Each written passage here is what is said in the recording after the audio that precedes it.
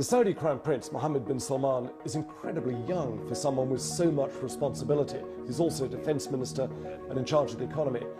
He's got there because he spent the last few years being effectively tutored by his father, the king. He has emerged from the shadows with a meteoric rise to take over one portfolio after another.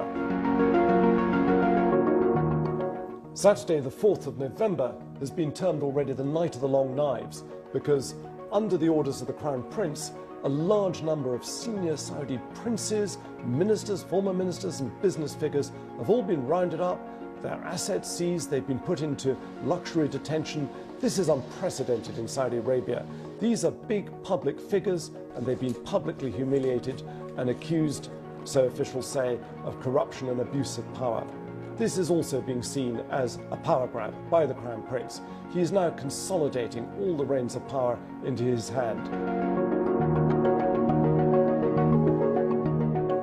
The Saudi Crown Prince is one of the very few people who could take on the power of the religious conservatives in Saudi Arabia and say it's time for women to be allowed to drive.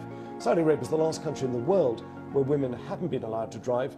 That's going to change in June when the ban is lifted. Now, so far, the clerics have said that's okay. They've always resisted this. Let's see what happens in June. The Saudi Crown Prince is absolutely right in that he needs to reform the Saudi economy. It's got this huge dependence on oil. That will one day run out. So to that end, he's announced plans for this massive Vision 2030 and a huge megacity, a $500 billion megacity in the desert that's going to have robots and drones and driverless cars, and there'll be zones where men and women can mix publicly, and there'll be entertainment, cinemas. These things are unprecedented in conservative Saudi Arabia. Driving it through is very much his vision. Anybody who gets in the way of that, he's making sure that they are removed. The Saudi Crown Prince is taking on a lot of enemies at the same time.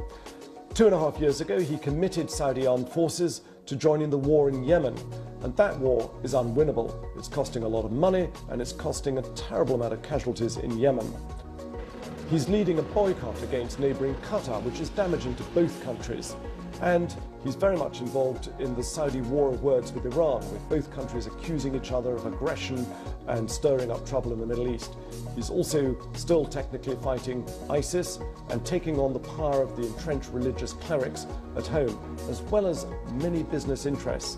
This is a lot of people to be taking on at the same time, and it's been described as building up a reservoir of discontent.